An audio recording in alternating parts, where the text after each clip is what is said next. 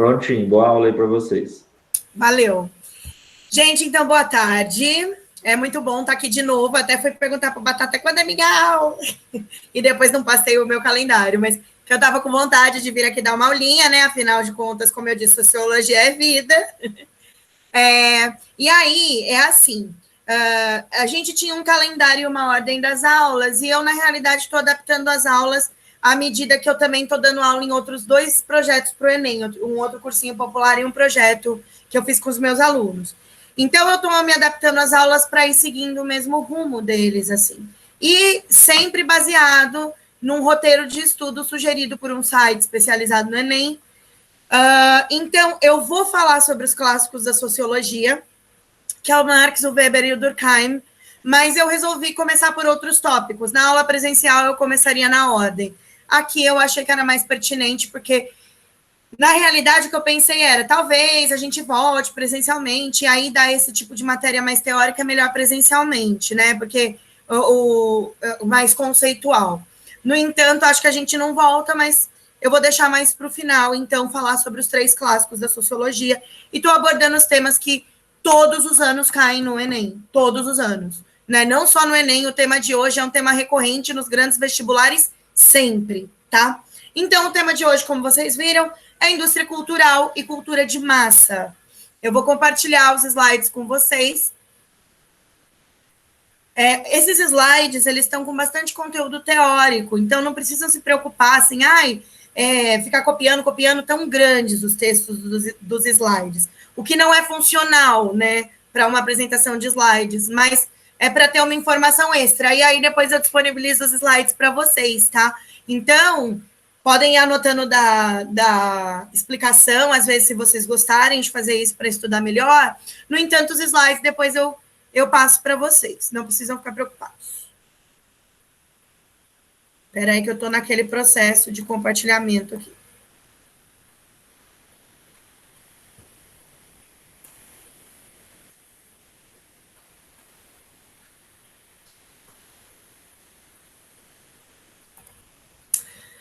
Bom, então vamos lá, né? Vamos começar. Para começar a falar sobre indústria cultural, eu preciso falar sobre cultura de massa. Na realidade, indústria cultural e cultura de massa estão absolutamente aliados, juntos. Não dá para falar de um assunto sem falar do outro. No entanto, antes de conceituar a cultura de massa, é muito necessário conceituar cultura, tá? Então, eu vou começar por esse conceito. Lembrando, gente, que a qualquer momento, se tiverem dúvidas, se tiverem alguma colocação, se quiserem fazer uma pergunta, podem pôr no chat ou podem abrir o microfone, tá? Fiquem à vontade. Pois bem, cultura é um conceito que, dentro das ciências sociais, está no campo da antropologia, tá?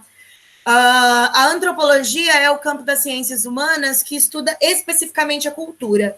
E é importante entender o seguinte: por mais que a gente crie uma simplificação desse conceito, na realidade, cultura é um conceito complexo, um conceito bastante definido por vários autores, e definido de diversas maneiras. A gente tem uma diversidade de concepções de definição de cultura gigantesca dentro do campo da antropologia. Então, o que eu faço nessa aula? Tento simplificar, lembrando que aqui eu aponto os termos como os mais recorrentes, como a maneira mais recorrente deles aparecerem dentro das questões, expressos aí em textos e tal, tá? Porque aqui a gente não está se formando para antropologia, a gente está fazendo um curso para prestar um vestibular, tá? Então, só para deixar isso bem claro. Bom, a origem da palavra cultura vem do latim, né? E significa cultivar, significa cultivo. Eu acho que vocês já ouviram, né? E às vezes quando passa lá, sei lá, a propaganda do Nosso Campo, aquele programa da Globo, sei lá, enfim, a gente escuta, hoje vamos falar sobre a cultura do milho, sobre a cultura da cana, né? Porque a gente quase não usa mais o termo cultura no termo original, que seria isso, a origem de cultura de cultivo. Ele passa a ser usado dentro da perspectiva das ciências sociais, das ciências humanas, na Idade Moderna já. Ele vai ser, passa a ser usado assim ali pelo período em que surge a filosofia iluminista. Os iluministas, eles vão trazer esse termo à tona pelo seguinte, tem a ver com a própria ideia do iluminismo, né?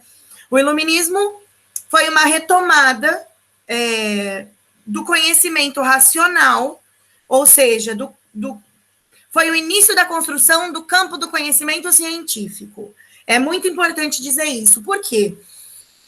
Porque na história a gente tem assim, né, a antiguidade, que é marcada pela mitologia e pela filosofia, e aí a filosofia encampando o que a gente chama de conhecimento racional. Em que sentido? Os filósofos começam a produzir maneiras de compreender o mundo e provas reais e concretas daquelas afirmações que eles faziam. Eles tentam começar a experimentar, demonstrar, que são itens bastante comuns da ciência hoje. A gente entende esses métodos, esse modo de lidar com o conhecimento, como do campo das ciências. Acontece que durante o período medieval, todo esse pensamento filosófico construído dentro de uma perspectiva racional começa a ser substituído pelo pensamento religioso. E aí a gente tem mais de 1000 anos, aí 1000 anos, num período medieval, em que o teocentrismo, ou seja, o pensamento religioso, o pensamento de Deus como centro de tudo, ocupa a motivação e o centro da vida das pessoas. Então, as explicações, elas passam a ser focadas no sagrado. A gente só tem uma retomada do conhecimento pela perspectiva racional, tal qual na antiguidade, no fim da Idade Média e começo da Idade Moderna. Por quê?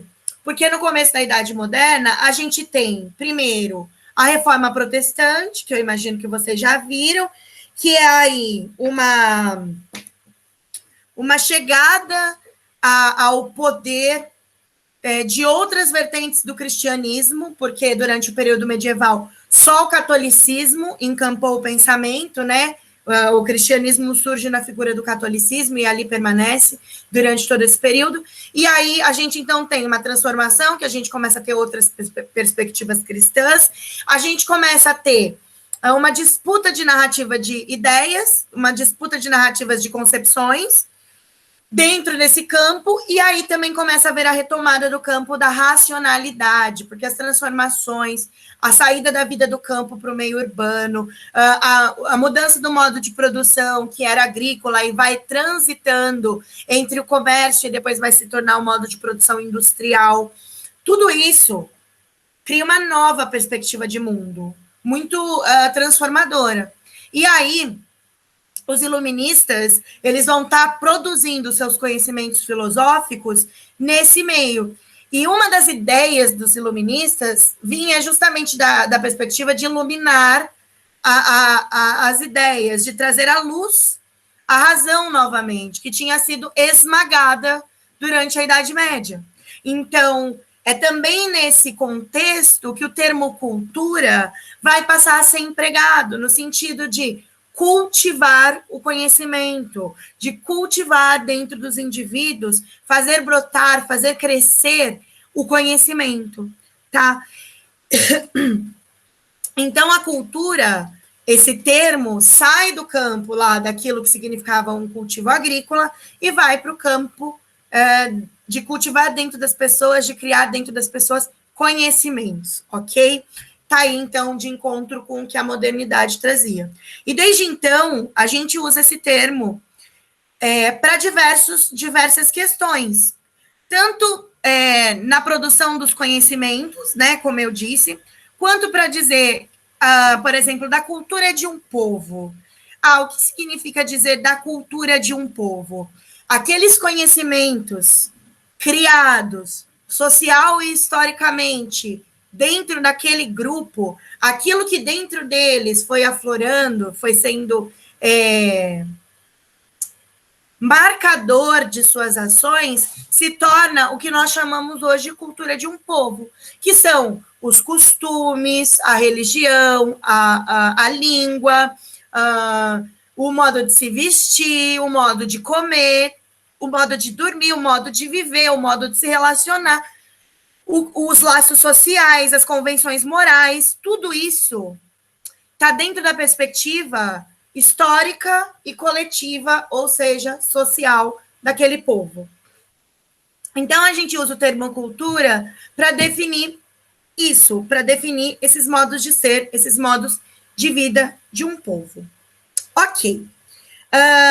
Acontece que, além dessa questão, além da cultura estar relacionada com o que o Taylor chama aí de cosmologia social, que está aqui no slide, a gente tem que pensar que cultura também passa a ser usada para expressar, para conceituar e para definir aquilo que um povo, não só a prática do povo, mas como o povo mostra essa prática. Um exemplo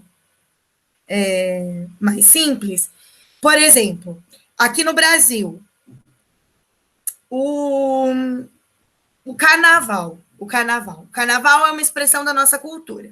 A nossa história, a maneira como a gente se desenvolveu, a nossa relação multiculturalista com outros povos, com outras origens, com outras crenças, criou aí uma festa, que é o carnaval, que é uma festa típica em que se expressa uma parte do país.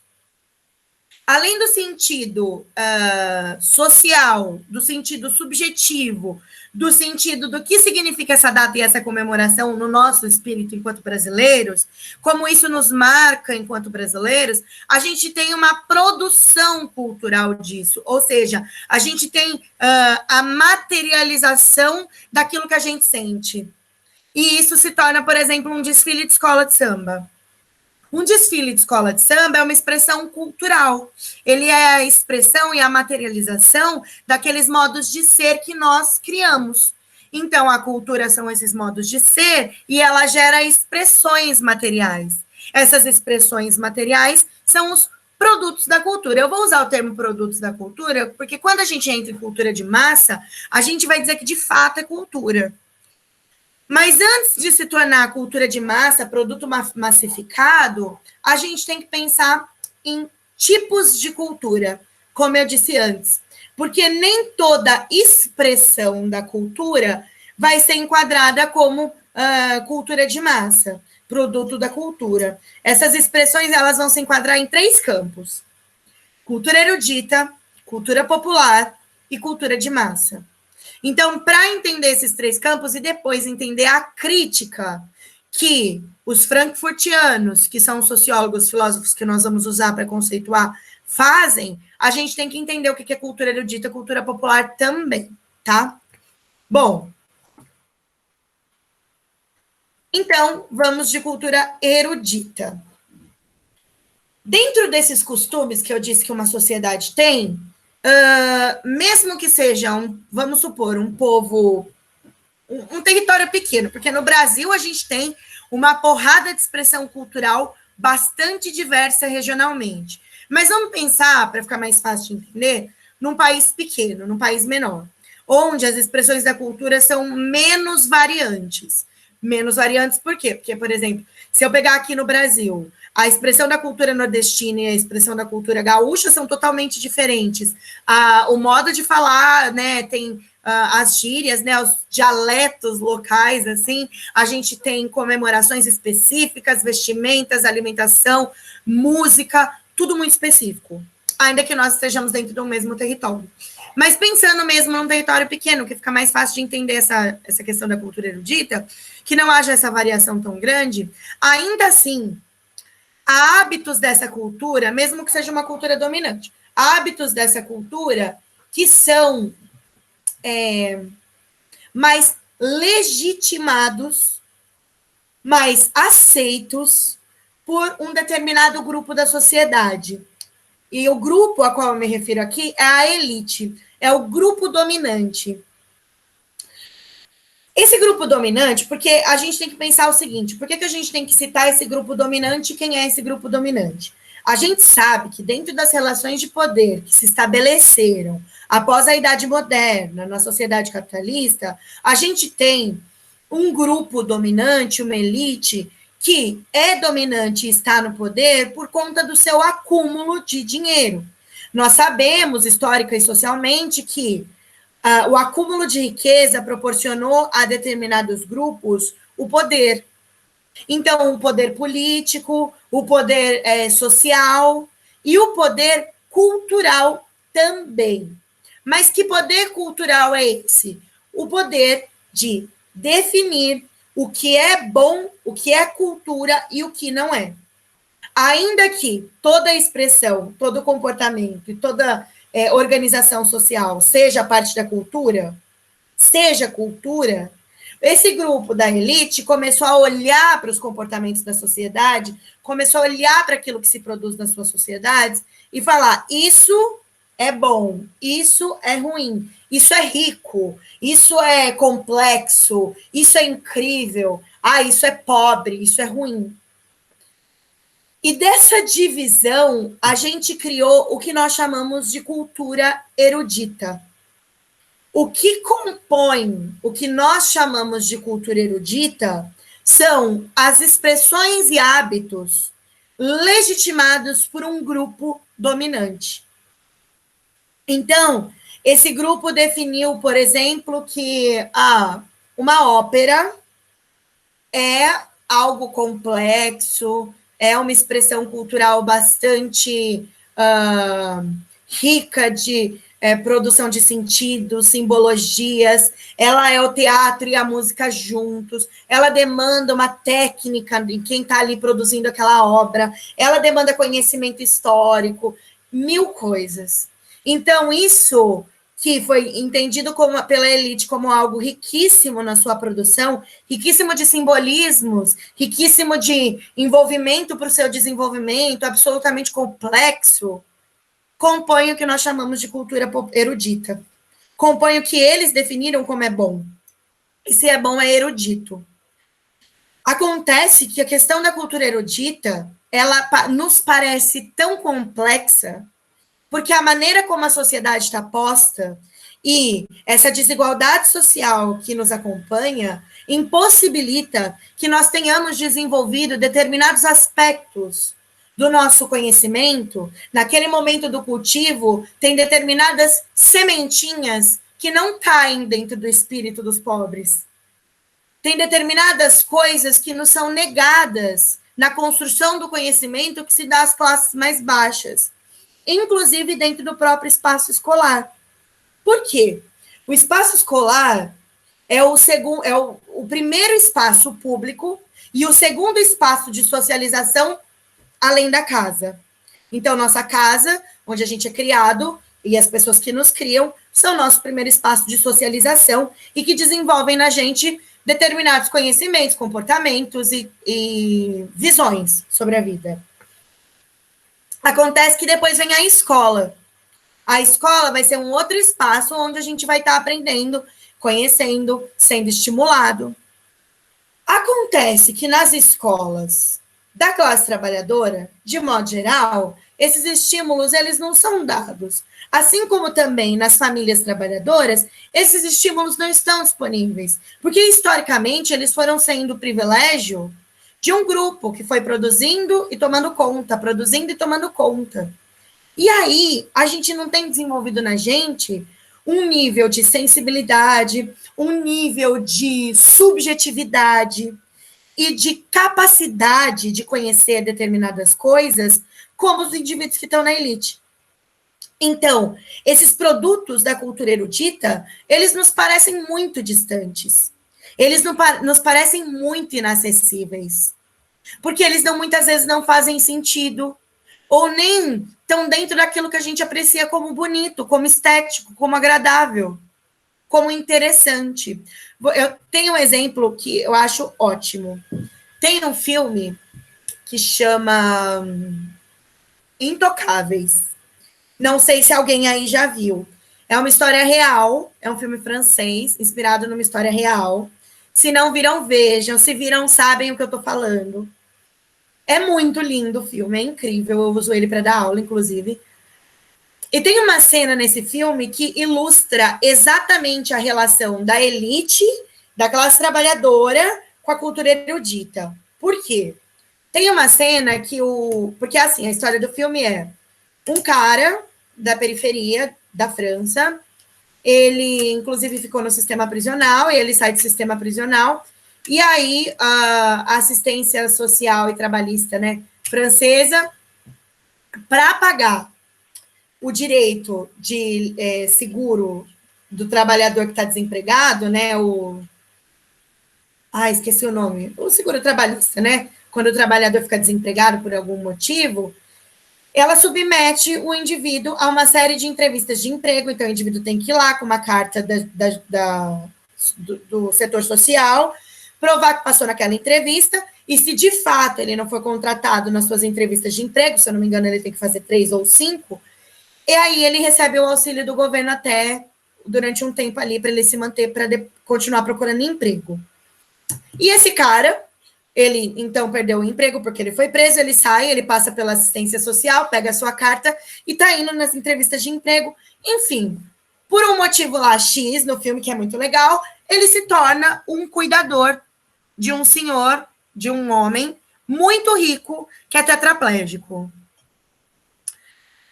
E aí ele, então, fica aí convivendo com esse homem. E ele, assim, é muito interessante o filme, e filmes franceses são muito interessantes, porque na França a gente também tem uma periferia constituída de uma população preta também. Muito... Tem alguns aspectos que são muito parecidos com...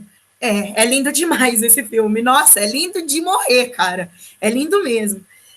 Enfim, tem alguns aspectos sociais bem parecidos. E assim, e aí mostra a casa dele. Ele é todo de uma família muito simples, inclusive eles são imigrantes que moram na França há algum tempo, então mora muita gente na mesma casa, é aquela confusão, muitas crianças, espaço apertado, pobreza. E aí ele começa a conviver com esse cara. E um dia esse cara leva ele numa ópera. E aí eles chegam, eles estão lá, primeiro, aquela coisa, né? Aquela roupa, compra uma roupa especial para o cara, porque o cara não tem a roupa. Aí o cara vai na ópera, chega na ópera, eles sentam lá num camarote, porque o cara é muito rico. E começa a obra. E a primeira cena da ópera, entra uma pessoa vestida de arbusto no palco. E ele começa a cantar. Porque se vocês já ouviram, né? Acho que já ouviram ópera, é um teatro cantado. E ele é de uma pegada extremamente dramática que desloca o nosso olhar de um diálogo real. Ele é um outro tempo de diálogo, um outro tempo de expressão, com uma aspiração dramática intensa que às vezes soa como cômica, se a gente não tem conhecimento daquilo que se produz dentro de uma ópera. E aí ele tem uma crise de riso quando o arbusto começa a cantar. E todo mundo em volta fica puto da vida com ele, porque ele começa a rir, ele fala, gente, tem um arbusto cantando, como assim? KKKKK. Aquela cena, ela expressa muito bem essa relação que a classe trabalhadora muitas vezes desenvolve com a cultura erudita. E não é porque a gente não tem a capacidade de compreendê-la, é porque ela foi produzida e definida como superior para um grupo, para um determinado grupo, que prendeu dentro deles os significados, que manteve dentro deles todo esse desenvolvimento sensível que a gente precisa ter para entender essa obra. Então, tudo que vem da cultura erudita, muitas vezes, não soa agradável. Um concerto de música clássica, nem todo mundo dá conta de ir, porque nem todo mundo foi estimulado a ouvir música de uma maneira em que ela tenha outros significados, em que você leia a música sem letra. Porque música sem letra a gente também lê. Mas quantos de nós somos estimulados? E isso vai para o teatro, para a literatura, para as artes plásticas. Isso vai para um campo gigantesco de expressões da arte e de hábitos culturais que não fazem sentido para a gente, porque eles estão dentro de um grupo. Ele se criar, foi esse grupo que significou, foi esse grupo que criou, e foi esse grupo que manteve o domínio sobre o que aquilo expressa.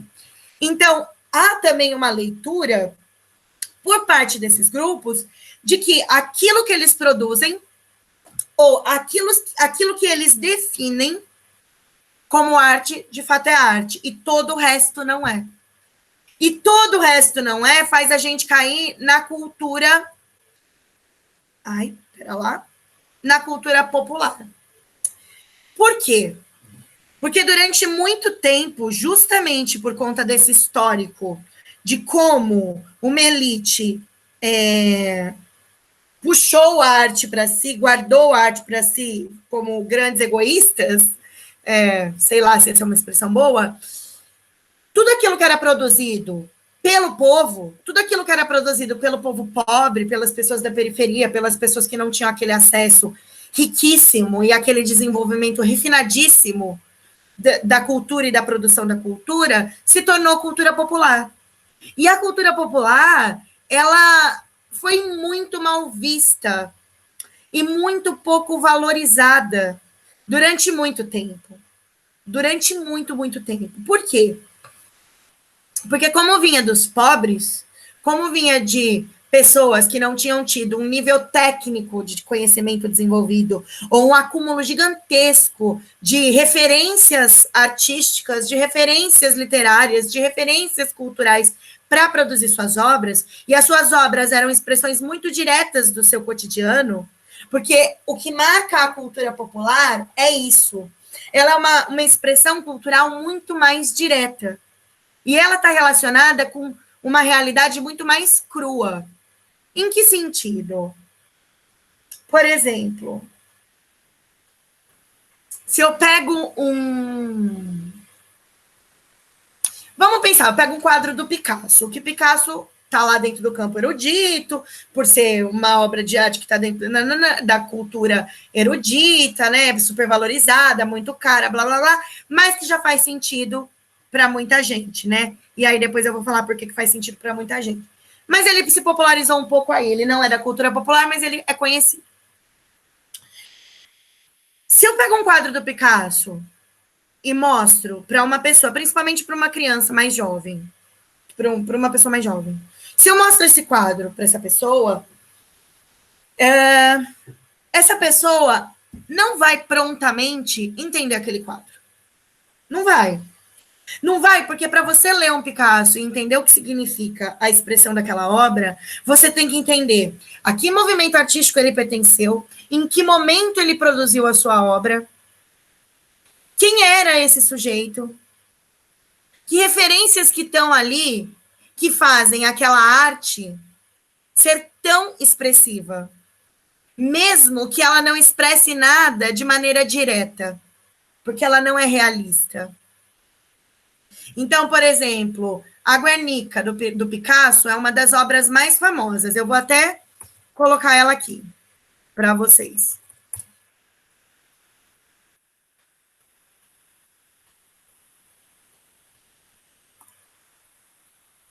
Vou compartilhar a minha outra tela aqui para vocês verem.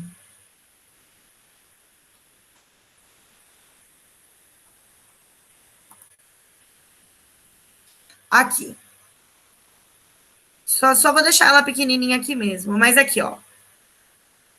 A Guernica é essa obra que, a princípio, você não entende nada. Tem uns rostos, tem um cavalo, tem um boi aqui, uma luz que é um olho, uma pessoa aqui, perna, braço, gente caída, nada reto, tudo anguloso, né? Tudo meio triangular, tudo cheio de disforme. Nada aqui é realista.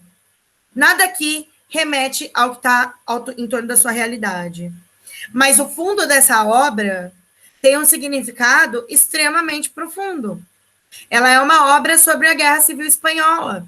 Ela é uma obra que fala sobre o sofrimento das pessoas que foram acometidas por um processo de guerra. E toda essa confusão, toda essa maneira disforme, toda essa expressão estranha é parte do desespero que uma guerra gera, do que aquelas pessoas viveram, do que aquelas pessoas sentiram. Fora que o Picasso estava numa ideia, na sua composição cubista, de transformar a perspectiva da arte, de trazer a arte, a exposição da imagem dentro da pintura, por uma perspectiva que não era a perspectiva simples que a gente estava acostumado. Por isso ele vai usar muitos ângulos, por isso seus desenhos têm uma dimensão de face diferente, enfim. Uma pessoa que não tem algum acúmulo para entender isso, olha um Picasso e fala, nossa, quem fez isso? Uma criança. E aí isso passa a ser visto como inferior. Por quê? Porque não é aquilo que não é isso passa a ser visto como inferior. Porque não é um Picasso, porque não movimenta todas essas habilidades, todos esses conhecimentos prévios para a pessoa saber do que se trata. É muito simplista, é uma obra que vai lá e ponto, simples, acabou. E aí isso parece que não tem valor, porque a expressão da cultura popular é essa. Ela não é tão subjetiva, ela é mais objetiva, porque ela precisa ser fácil de compreender e de que as pessoas que estão envolvidas nela consigam mobilizar da sua realidade a compreensão dela. Porque todo o conhecimento que eu mobilizo aqui para entender o Picasso é um conhecimento que eu precisei acumular e que eu acumulei porque eu tenho privilégio de conhecimento. Porque o conhecimento também está dentro do campo do privilégio. A maioria das pessoas não tem esse privilégio de conhecimento. E se elas não têm, elas precisam lidar com obras que suscitem aquilo que elas já têm dentro delas, que é o conhecimento cotidiano, que é o conhecimento da classe trabalhadora, que é o conhecimento do dia a dia. E aí, essas obras, elas começam a ser muito mal vistas, porque onde já se viu uma obra tão simplista? Onde já se viu uma coisa tão direta? E por conta disso, durante muito tempo, então, a produção artística que vinha da cultura popular foi tida como ruim. Hoje, a gente tem, justamente devido aos processos de discussão da arte, o processo de popularização da arte, né, dos campos da arte, dos conhecimentos, o acesso ao conhecimento, a gente começou a dar uma valorização e criar uma valorização e compreender a expressão da cultura popular como tão válida e importante quanto a cultura erudita. Não faz mal que ela não expresse toda a subjetividade e conhecimento que você precisou acumular em uma vida inteira para você entender aquela obra. Mas aquilo que ela expressa mexe tanto quanto uma obra erudita mexe com uma pessoa rica. Então, essa é a ideia. Eu acho bem interessante, por exemplo, ver o campo da expressão popular, da cultura popular, no teatro, né? Eu gosto muito de teatro, eu vou muito, muito, muito no teatro. E eu gosto muito de teatro engajado, teatro político. E eu já vi todo tipo de obra, porque eu entendo que a arte tem uma função política. Eu não entendo que a arte ela tem uma função política, isso é um fato. Tem obra que eu vou lá ver no teatro, que são obras extremamente rebuscadas, obras complexas, e que você vai ter aí referência desde Marx até... Peraí que eu vi aqui uma perguntinha, por isso que eu parei. Isso, Natan. O funk é produto da cultura popular. E aí a gente vai cair de como ele se torna cultura de massa. Mas é isso mesmo, uma ópera é cultura erudita e o funk é cultura popular. O sertanejo é cultura popular. Que mais? O rock surge da cultura popular também. Então, e aí você vai entender no próximo campo como isso cai na cultura de massa. Mas é exatamente isso, compreendeu total. Esqueci o que eu estava falando.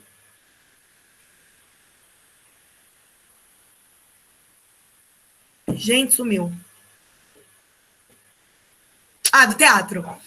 Que no teatro, então você vai lá, eu vejo obra engajada, que você tem que saber desde Marx até, sei lá, Brecht, e você tem que conhecer a estética russa, e você tem que conhecer a história, até peças incrivelmente políticas e engajadas e de rua, com palhaço, com piada, com coisas engraçadas, e que quem olha em princípio fala, nossa, que teatro pobre. Quando, no fim das contas, o que aquela peça da cultura popular e aquela peça super erudita mobilizam dentro dos indivíduos é a mesma coisa, que é a ideia da inquietude com aquilo que se vive, a ideia da inquietude com a injustiça, por exemplo. Então, a cultura popular, ela foi muito desprezada durante muito tempo, e o funk, ele inclusive entra nesse campo de discussões. Por quê? Porque ele é tido como uma música inferior, porque a batida é simples, porque a letra é simples, porque é cru. E aí, também é expressão da cultura. Aquilo também tem significado para um grupo. Tudo que um grupo produz é expressão da cultura daquele grupo. Tudo que ele transforma em algo que é palpável, que é mais do que o que ele sente, é algo que ele propõe para todos sentirem também, objetivamente, é a expressão da cultura daquele grupo. Mas aí, a gente tem, além da cultura popular, a tal da cultura de massa. E o que é a cultura de massa? Vou dar um exemplo de como a cultura popular se torna cultura de massa com a música, tá? Então, vamos pensar. A música sertaneja, ela surgiu lá na década de 20, por aí no Brasil. O nome sertanejo é porque era a música dos homens do sertão. Os homens que estavam distantes dos centros urbanos que tinham surgido e que estavam se desenvolvendo. Porque no começo do século XX, a gente ainda tinha aí um Brasil de sertãozão. Inclusive, no estado de São Paulo, enfim, porque quando a gente fala sertão, hoje parece que a gente está falando só do sertão nordestino, né? Daquele povo afastado lá no meio do sertão. Não, a gente chamava de sertanejo todo o povo que morava afastado, nas fazendas, longe das cidades e tal. Ela surge, então, como cultura popular. Ela é de um instrumento que estava disponível para aquele povo, que inclusive eles faziam com as próprias mãos, muitas vezes, as suas violas. E ela falava muito diretamente sobre a vida que aqueles indivíduos viviam. Sobre o campo, sobre a colheita, sobre o amanhecer, sobre a vida dura, sobre como é morrer no campo, sobre o amor à terra, sobre a relação com a natureza. Tudo do olhar do homem que estava ali cultivando o campo e que teve toda a sua história significada junto da terra. Acontece que a música sertaneja vai dentro da cultura popular, não era tida como boa, não é mesmo? A gente tem aí a cultura erudita ignorando a música sertaneja. E, inclusive, hoje, quem vai estudar música, por exemplo, quem vai estudar violão, viola, essas coisas, sabe toda a complexidade, que é você tocar uma viola e tocar uma música sertaneja mesmo, raiz, numa viola. Enfim. E aí, o que acontece? Ao longo desse século XX também, a gente teve o desenvolvimento dos meios de transmissão da cultura, que é o que nós chamamos de indústria cultural. Os meios de transmissão da cultura são, por exemplo, o rádio, a televisão, agora a internet, a gente tem o cinema. Esses meios de transmissão da cultura foram se popularizando, foram atingindo o maior número de pessoas, porque eles surgem num momento em que eles são acessíveis só para um grupo. Então, pouca gente tinha acesso daquilo que vinha desses meios de transmissão. Só que, com o desenvolvimento tecnológico, o desenvolvimento do século, a ampliação do acesso ao consumo, muita gente passou a ter também acesso a isso que se transmite, a essa cultura que se transmite por esses meios. E aí, a gente ganha tanto quanto a produção industrial dos meios de produção de transmissão da cultura, ou seja, tanto quanto a indústria aumentou, a indústria que produz TV, a indústria que produz rádio, a indústria que produz aparelhos que acessam a internet, aumentou a sua produção, produzindo, quanto aquilo que se coloca para ser transmitido nesses aparelhos também aumentou a sua produção. Então, a música. Os músicos antes, e aí, por exemplo, eu nem sou tão velha, né, gente? Eu sou da década de 80, sou jovem. Na década de 80, eu lembro, e da década de 80 a gente já estava vivendo a indústria cultural. Mas eu lembro que um artista lançava um disco, né, um vinil, e ele ia demorar aí anos para lançar outras vezes. 3, 4 anos, 5 anos. E tava tudo bem, ninguém ia esquecer, e todo mundo ia ficar apreciando aquele vinil que foi lançado, né? Ia se debruçar sobre aquela obra e tal. Hoje, por conta dessa rápida transmissão, né, da música e dos meios de transmissão, do rádio, da internet, principalmente da internet, um artista lança uma obra esse ano, o ano que vem o público já quer que ele lance outra, porque se ele não lançar, ele vai ser esquecido. E é essa produção intensa de produtos, de expressões da cultura, que cria a cultura de massa. Tudo aquilo que é produzido em ritmo industrial, para ser veiculado nesses aparelhos aí de transmissão da cultura, se torna cultura de massa, se torna massificado. Massificado porque atinge um número gigantesco de pessoas. Então, voltando, por exemplo, da música sertaneja, lá na década de 80, a gente vai ter, de fato, o começo da popularização da televisão, o rádio já estava bem popular, né? A TV que vai ampliar aí, a gente vai começar a ver televisão na casa de todo mundo, porque até então não tinha. E aí, isso que vem na televisão precisa começar a ser produzido. O sertanejo, até então, ele comunicava com quem? Ele comunicava com o homem do campo. Quem escutava a música sertaneja era o homem do campo, porque fazia sentido para ele. Mas para entrar na indústria cultural, muitos desses sujeitos que produziam a música sertaneja percebem que a temática, campo, talvez não tenha muito significado para todo mundo. Mas há temáticas que têm significado para todo mundo. Não importa quem seja, quem é que esteja lá no meio da massa. Existem temáticas que atravessam os sujeitos da cidade, do campo, os sujeitos que gostam da noite, gostam do dia, os sujeitos que gostam de casa e gostam de balada, os sujeitos que são tímidos e os sujeitos que são expansivos. Tem temáticas que são universais. E a indústria cultural percebe isso e começa a usar essas temáticas na produção dos produtos da cultura. O exemplo disso é que lá no comecinho da década de 90, final da década de 80, o sertanejo muda o seu tema. A vida no campo fica para um campo do sertanejo, que é o chamado sertanejo raiz, que só um grupo de pessoas gosta ainda hoje, escuta. Porque a maioria das pessoas que gosta de sertanejo tá pouco se ferrando para o sertanejo raiz. Gosta do sertanejo que está na grande mídia, que é um sertanejo que tem uma temática que não tem nada a ver com a sua origem. Que é o sertanejo que fala de balada, que fala de amor, que fala de festa, que fala de curtição, fala de ostentação, fala de pegação, fala de putaria, que são temas que são fáceis de acessar todas as pessoas. Então, a cultura de massa é quando aquela expressão da cultura se torna meramente um produto para ser vendido. E aí, vamos pensar no funk, que o Natan trouxe. O funk no Brasil, né? Porque o funk norte-americano não tem nada a ver com o funk brasileiro.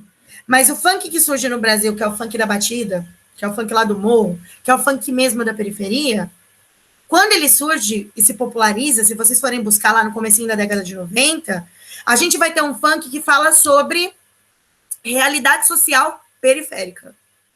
Aquele classicão, né, que todo mundo conhece hoje, mas que na década de 90, né, foi ali a primeira expressão popular do funk. Eu só quero é ser feliz, andar tranquilamente na favela onde eu nasci.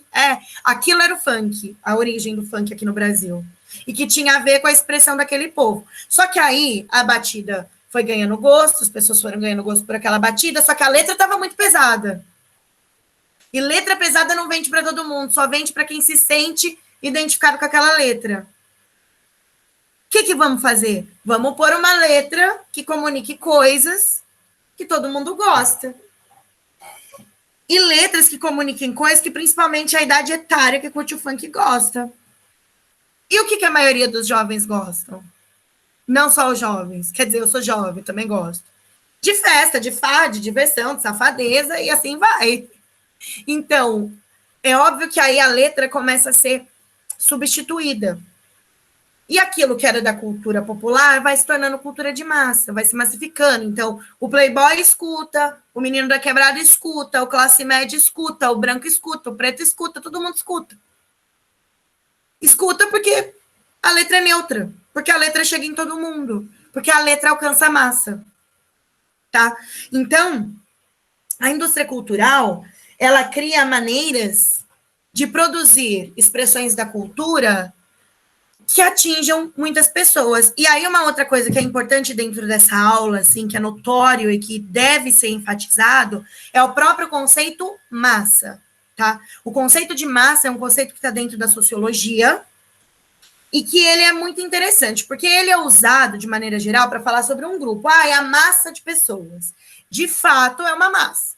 Só que massa não significa homogeneidade. De pronto, não significa ser homogêneo. Como assim? O exemplo que a minha professora de sociologia deu quando ela me explicou isso, né, na graduação. Ela até levou os ingredientes e ela construiu uma massa de um bolo com a gente na sala. Por quê? Porque uma massa de bolo é uma mistura que no final vira um negócio que chama bolo. Ponto. Produto final, tudo igual, um bolo. Você pega um pedaço do bolo da direita, um pedaço do bolo da esquerda, um pedaço da frente, um pedaço de trás, enfim, é bolo, tudo bolo, mesmo gosto, bolo.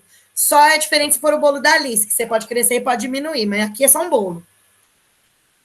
Acontece que o bolo virou uma coisa homogênea, mas o que compôs o bolo não era homogêneo. Porque para fazer o bolo, ela pôs farinha, ela pôs leite, ela pôs ovo, ela pôs óleo, ela pôs açúcar. E cada um desses itens é diferente entre si. Tem aspecto diferente, cor diferente, sabor diferente, textura diferente. Todos eles juntos formaram a massa. É exatamente como a sociologia vê a composição da sociedade. A sociedade é um composto de indivíduos e cada indivíduo é um. Só que a mistura desses indivíduos é perpassada por questões que são iguais para todos, que é onde a indústria cultural pega para produzir a cultura de massa, que é aquilo que eu disse, os temas que são universais, os temas que perpassam qualquer conhecimento. Então, amor. Existe quem vai falar do amor de uma perspectiva histórica, antropológica, profunda. Existe quem vai falar do amor numa perspectiva do retrato de como a literatura trouxe o amor ao longo de todo o tempo, como a arte plástica trouxe o amor, como o amor. E existe só o amor, que é o que todo mundo sente ou não sente. Enfim. E que dói, e que não dói, que faz feliz e que faz triste, e que dá dor de corno, e que não dá dor de corno, que dá vingança, que não dá vingança, e que dá ódio, que também não dá ódio. Então, independente do quanto se sabe sobre o amor, do que é o amor, das aspirações teóricas sobre o amor é um sentimento que perpassa todo mundo. Pela família, pelos amigos, por quem você se interessa sexualmente, sentimentalmente. Então, o que a cultura de massa faz de maneira brilhante é atingir o ponto em comum da maior parte da sociedade. E aí, isso possibilita que você tenha uma indústria de produção cultural gigantesca, milionária. E que para os indivíduos se manterem dentro dessa indústria, eles têm que produzir igual se produz uma garrafa de vidro. Rápido, rápido, rápido, porque precisa de muito. Produz celular, rápido, rápido, rápido, porque precisa de muito. Só que uma coisa é você produzir um objeto que não tem sentimento, que não tem expressão nenhuma, que não demanda criatividade, é um molde. É uma coisa. Outra coisa é você produzir música, é você produzir filme, é você produzir literatura, é você produzir arte, é você produzir roupa. De uma maneira criativa, calma, pensativa, construtiva, enfim. E aí isso causa três coisas, três características da indústria cultural que eu trago aqui. Falta uma aqui, pera lá. Tá aqui, tá certo. Tem 3 características que a indústria cultural usa para produzir seus produtos. A primeira delas, como eu já disse, é a homogeneização. Então, o que é igual no meio do povo? É amor? O que é igual no meio do povo? É balada? O que é igual no meio do povo? É curtição? Então, é isso que nós vamos pegar. Uma prova muito simples disso é pensar que esse tema, vamos supor, balada e safadeza, bebedeira e noitada. Ele tá na música sertaneja, ele tá no funk, ele tá no pop, ele tá no pop nacional, ele tá no pop internacional, ele tá no pagode, ele tá numa diversidade de campos de música, ele tá no rock, uma diversidade de campos de música, tá? Por quê? Porque há uma perspectiva de uma leitura de um produto homogêneo, que atinja o máximo de gente possível, tá? Então, esse é o primeiro aspecto, a homogeneização. O segundo aspecto é a pasteurização dos traços das culturas erudita e popular. Vou dar um exemplo. O funk que eu falei. O funk hoje, ele é absolutamente pasteurizado. Por quê? O que significa pasteurizar? Significa tirar aquilo que é muito profundo, muito específico. É desengordurar, desinfetar o produto. Então, como que eu vou popularizar um produto que comunica muito a vida de um grupo tão fechado, que é quem vive na favela? Quando ele vem, quando ele começa a cantar a música, né, a música que eu dei o exemplo, eu só quero ser feliz, andar tranquilamente na favela onde eu nasci, poder me orgulhar, ter a consciência que o pobre tem seu lugar. Ele está falando sobre o fato de que ele não pode andar tranquilo naquela rua, sobre o fato de que ele não é tido como ninguém pela sociedade, mas isso comunica com quem? Com quem vive a mesma situação. Eu sou feliz, eu ando tranquilamente aqui na minha rua. Mentira, né? Sou mulher, mas assim, de modo geral, eu ando tranquilamente ali num canto da cidade. Não vou tomar uma bala perdida na cabeça. Eu sou vista como um sujeito social, eu sou lida como um sujeito social, eu entro no lugar e eu sou respeitada, sabe? Eu tenho uma passabilidade por ser branca, por ser classe média. Então, comigo não comunica. E não comunica com muita gente.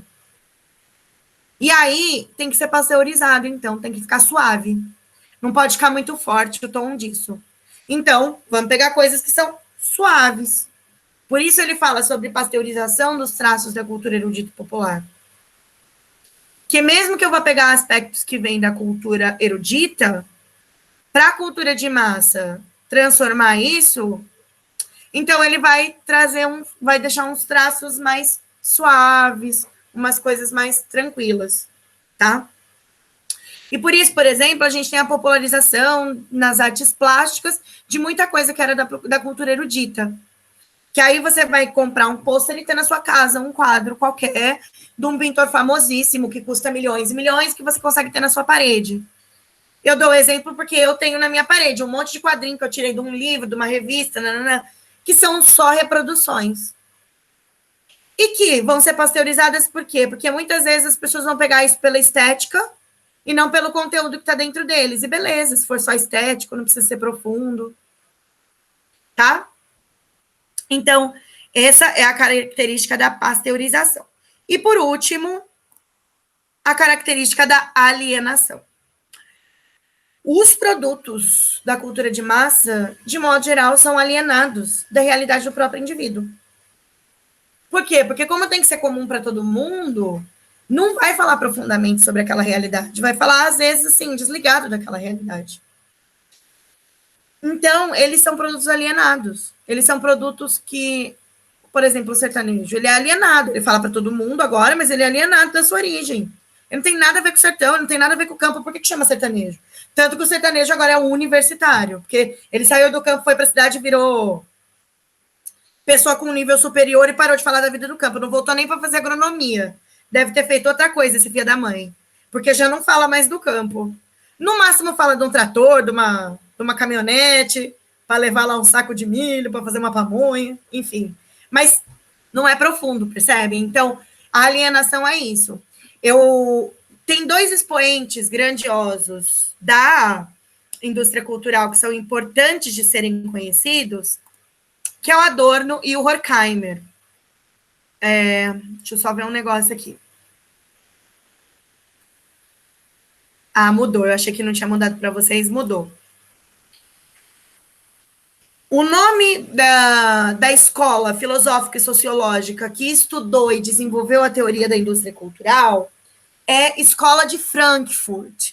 A Escola de Frankfurt é uma corrente filosófica sociológica de pensamento, desenvolvida na cidade de Frankfurt, na Alemanha, numa universidade lá, e por isso essa corrente, todos os pensadores dessa corrente que estavam pensando sobre produção de arte e tal, indústria cultural, são os frankfurtianos, a gente chama de frankfurtianos.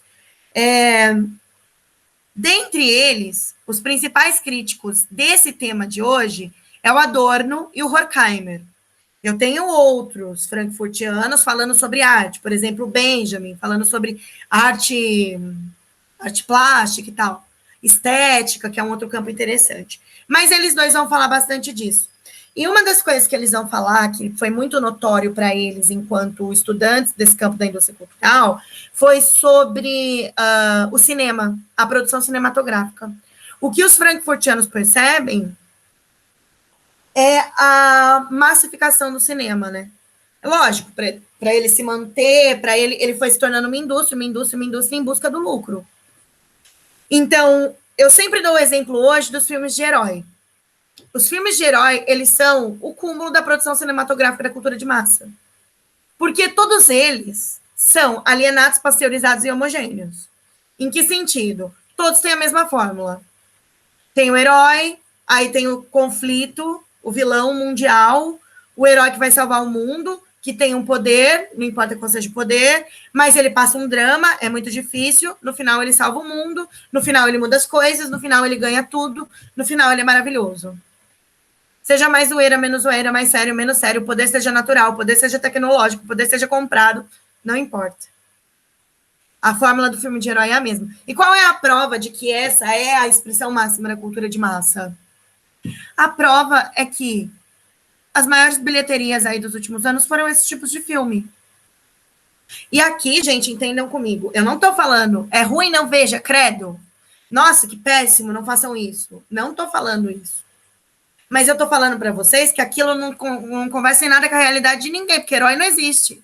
E justamente o nosso mito do herói faz com que a gente tenha um pensamento tão maniqueísta das coisas que a gente mira nos indivíduos e fala, é esse aqui que vai salvar o mundo agora. Aí elege o indivíduo para presidente porque ele vai salvar o mundo. Mesmo ele sendo bosta. E elege o outro, percebe? Porque é o herói. Não é um herói. Ninguém vai salvar o mundo sozinho. As coisas são construídas. E aí a gente vê o exemplo do presidente que eu dei. Não é só ele. Tem uma legião de fãs dele que estão na mesma pegada. Então, que ninguém aqui vai salvar nada. Percebe? Então, a ideia é que há uma influência de como essa cultura de massa nos atinge, porque ela gera na gente modos de ver, de ser, de acreditar nas coisas. A massificação da cultura, ela cria padrões em todos os campos. Padrões estéticos, padrões éticos, padrões morais.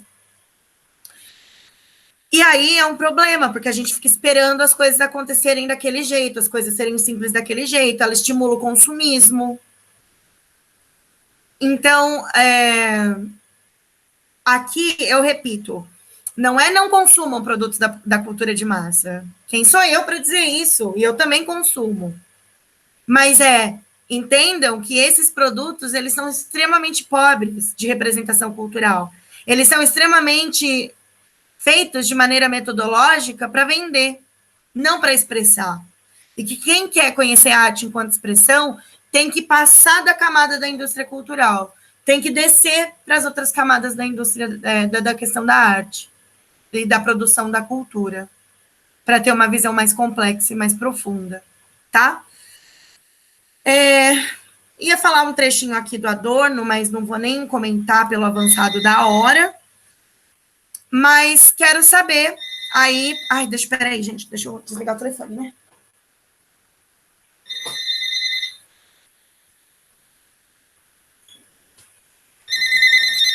Oxe. Quero saber se vocês querem fazer colocações, se vocês têm dúvida, se querem... Ficou alguma coisa muito confusa, porque eu falo muito rápido, eu sei. E eu falo muito, eu sei, mas tô aí, e aí? Colocações, alguma coisa?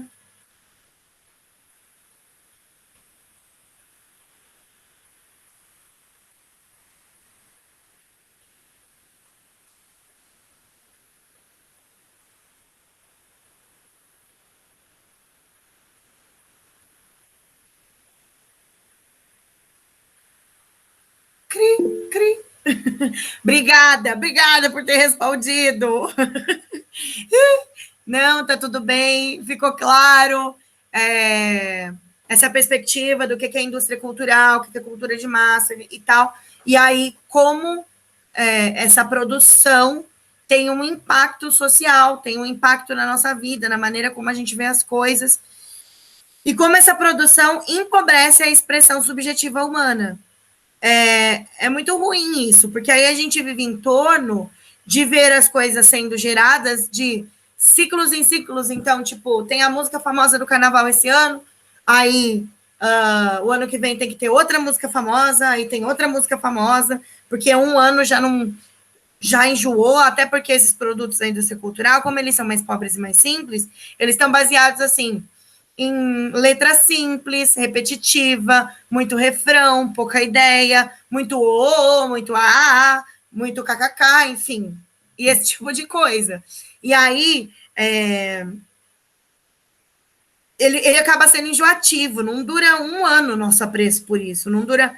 E como também está tudo muito disponível na internet, você entra no YouTube, você vê tudo, todos os clipes de alguém, você vê toda a música, aí você quer mais, aí você quer mais, aí o sujeito demora um ano, demora 2 anos, demora 3 anos, aí fica todo mundo, ai, mas o sujeito não vai mais produzir, ai, mas o sujeito. Imagina na cabeça do artista, né?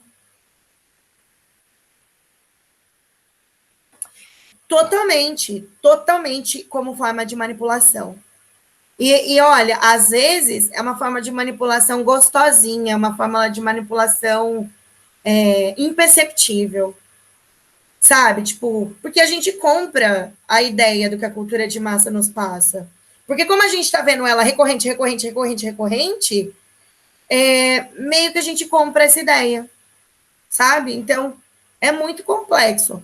Agora, é óbvio também que a gente tem que tomar cuidado com os discursos de quem fala, e tal coisa é cultura, tal coisa não é cultura. São expressões da cultura, são expressões diferentes da cultura. Tem as mais profundas, tem as menos, tem as mais populares e as menos, mas tudo, no fim, é uma expressão produzida por um grupo para um determinado fim, um determinado, né?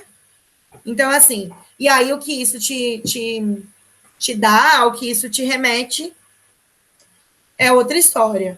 Mas é interessante romper a perspectiva da indústria cultural. É interessante procurar coisas que estão além da grande mídia, na música, no cinema. Eu acho muito louco, assim, porque como Netflix é uma plataforma que nos dá acesso a muita coisa, tem muito filme lá que não vai ser nem falado, que as pessoas não vão nem falar, que a maioria não vai nem assistir. Mas tem muita produção ali que está fora da indústria cultural. E que aí você pega um filme. Tem um filme que eu assisti esses dias, eu estava falando com um amigo meu, né? Eu gosto muito de terror, eu estudo um pouco sobre terror. E tem um filme que chama Ghost Story no Netflix. É um filme de terror, mas é um filme mais psicológico, assim. Ele é um drama de terror. E ele tem um tempo, o tempo da narrativa do filme te desloca de qualquer tempo da sua realidade.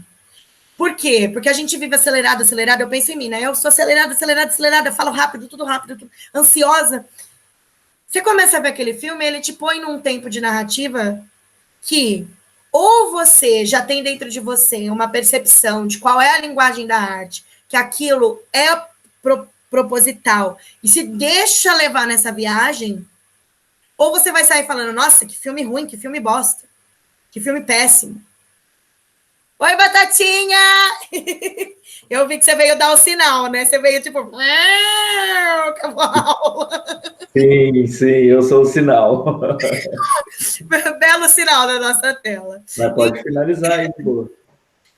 Então, assim, é legal se propor a ter outras experiências para romper com esse ciclo da cultura de massa e tal. É interessante, vale a pena. Se gostam de terror, assistam esse filme. Aí vocês podem no final me xingar e falar, não acredito que a professora falou pra gente assistir essa bosta. Mas é só para vocês terem outra experiência, que é interessante. Mas é isso, gente. Muito obrigada pela aula, por terem ficado aqui. E nos vemos na próxima aula. E eu disponibilizo depois os slides para vocês lá no grupo. No Classroom, né? Tem Classroom. Eu disponibilizo lá.